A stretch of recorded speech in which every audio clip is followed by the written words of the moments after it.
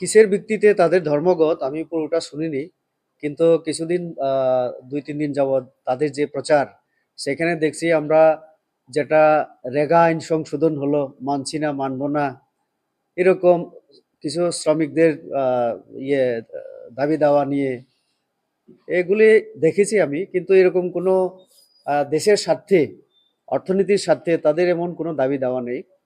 তো তার জন্যই তাদের এই যে বন্ধ, এটা তাদের বোধহয় ট্রেডিশনাল, প্রত্যেক বছর তাদের একটা রুটিন মাফিক করতে হয় একটা বন্ধ, যার মাধ্যমে তারা জানান দিতে চায় যে বামপন্থীরা আছে দেশে। আর এই বন্ধের মাধ্যমে কার লাভ হবে? তারা শ্রমিকদের স্বার্থের কথা বলে, কৃষকদের স্বার্থের কথা, সাধারণ মানুষের। তো একদিন যদি বন্ধ হয়, অফিস বন্ধ, কারখানা বন্ধ, স্কুল কলেজ সমস্ত যদি বন্ধ হয়, তো লাভটা, কাজও বন্ধ হবে। রেগার শ্রমিকরা তারপরে দৈনন্দিন যে কাজ করেন অন্যের বাড়িতে, অন্যের জায়গায়, তাদেরও কাজ বন্ধ হবে। তো একদিনের ইনকাম বন্ধ হবে। তো লাভটা কাদের জন্য?